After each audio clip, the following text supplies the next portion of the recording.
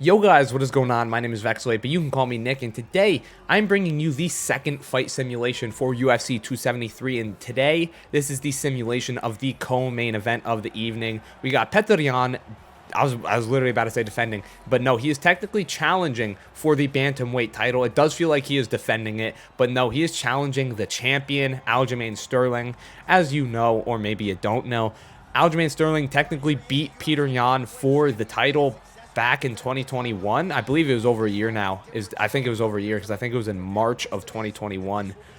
He technically won by DQ, and we needed a rematch because Aljamain Sterling walked out the champ, and I think that's not really right. I think the rules were stupid, especially because Aljamain Sterling was losing that whole fight. He was not looking good whatsoever. He was probably going to get finished in the fourth or fifth round, in my opinion.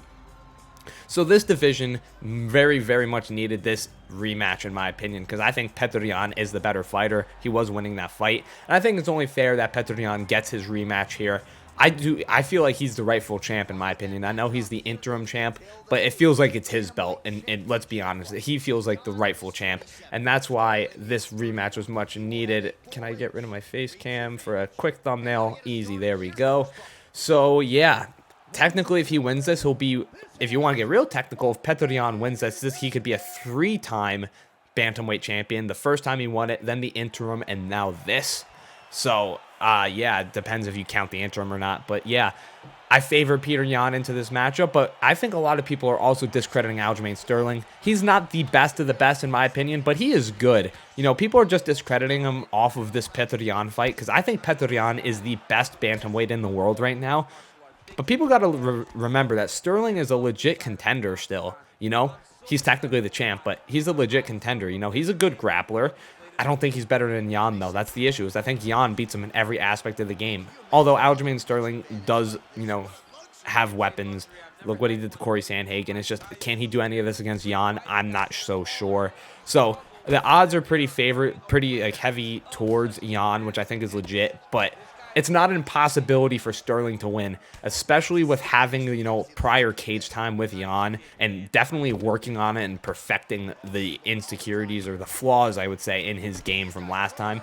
There's a chance that Sterling wins. A very slight chance, albeit, but there is a chance. I do favor Jan, though, let's be real. And the main thing, my main takeaway from this fight is, ooh, rocks him with a big uppercut and just tees off on him while he's rocked. That's what you got to do. That was perfect from Petr. Drops him 2 minutes into the first round. Yeah, that was good from Sterling. But I was going to say this rematch was much needed. The Bantamweight division is the best division in the UFC, in my opinion, right now. We've got so many names. We've got so many challengers that these two need to move on. You know, I just want this to be definitive. I want this to be conclusive and undisputable. Whoever wins, honestly, because I just want the Bantamweight division to move on. There are so many names. We got Rob Font. You know, we got Cheeto Vera. We got Sean O'Malley. We got TJ Dillashaw, Jose Aldo, Song Yadong, Dominic Cruz, Pedro Munoz, and tons of prospects coming too. Bantamweight is the best division, in my opinion, and I want us to be able to move on from this and see some new challenges. Specifically, I want to see TJ Dillashaw challenge for the title against whoever wins this fight, just because technically he did never lose his, rightfully lose his Bantamweight title. Nice hip toss. But look at that, Petr just gets right back up. He technically never lost. Oh, and he rocked him. He went for a side kick to the head. And look at that. Rocks him and just like 1, 2, 3, 4 body and headshots. Petr is amazing. TJ technically never cheated at Bantamweight. I know he cheated at Flyweight, but, you know, he did get suspended. He technically never lost that Bantamweight belt. You know, technically, he didn't cheat at Bantamweight either, so I think he's deserving of a rematch. Him versus Jan is a very good fight, in my opinion. And look at that, Sterling gets the takedown towards the end of the round. 30 seconds to work, though. Not a whole lot. I think Petr going to win this round regardless. Especially, oh, I thought he took over, but no. Half guard. To side control. To north-south, back to side control. All right. I'm going to check the fight stats anyway, but that was obviously Petr round. 2 stuns, 1 knockdown. Obviously his round. It's a bad sign for Aljamain Sterling that Petr won that first round, because he usually starts slow and kind of just takes in data in this first round, and he usually gives up the first round. Like he did that against Corey Sandhagen. Petr won this first round, so we know he always gets better after the first. So what's in store now is my question.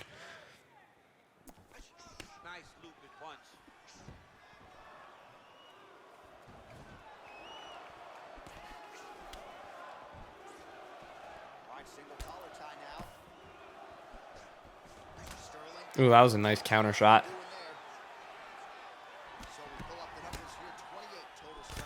Ooh, nice straight right off that knee attempt.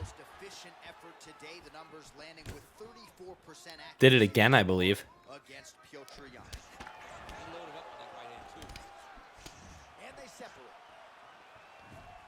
Ooh, bad overhand attempts from Jan. Still able to stuff the takedown somehow, or defend it well.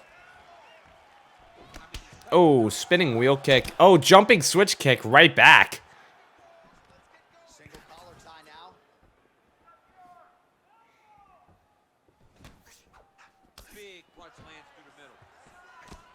Aljamain's looking better in this round than the first, though, undeniably.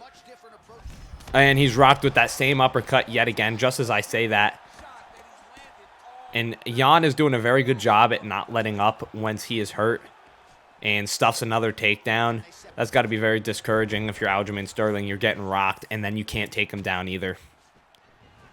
Ooh, that was a big whiff. That was not good. I was going to say, yeah, he's going to target the body. Rocks him a little bit. 2 minutes left in this round. Spinning wheel kick to the midsection. There we go. Lands that uppercut again, but does not rock him this time. And the stamina of Sterling is not holding up. I don't see him lasting past the third, especially with these knees to the body and head. Very smart, high fight IQ from Jan for sure. Big uppercut yet again. Slips right down into it. Drops him bad. Can he even make it out of the second? Those uppercuts are eating him alive, especially in the clinch right here. Big knee. Jan better make the mistake. Ooh, hip tossed again, and he springs right back up. Insane. There we go. Nice spinning wheel kick to the midsection yet again. Ooh, that would have connected. That would have been big. Oh, my God. He just decapitated him. He just got right back up and just said, here's a right hook. And he just collapsed. The stamina was not there. That's really what caused it, because when you're gassed like that, when you got no stamina, your chin deteriorates rapidly. And, yeah. Just look at that. Just literally just right in front of him. No defense. Didn't move the head. Didn't have the hands up. Nothing. He was just too tired. And this is honestly a realistic outcome in my opinion. I hope this is what happens. I hope Petr wins. I think he's the rightful champ. I think he is the more skilled fighter. So I think this should happen. But let me know. What do you guys think? What do you want to see happen? What do you think will happen? Let me know in the comments below. If you guys enjoyed, you know how YouTube works. Like, comment, subscribe, yada, yada, yada. Thank you guys for watching. And I will see you in the next one for the main event. Alexander Volkanovski versus the Korean Zombie. I'll see you there. Bye, guys.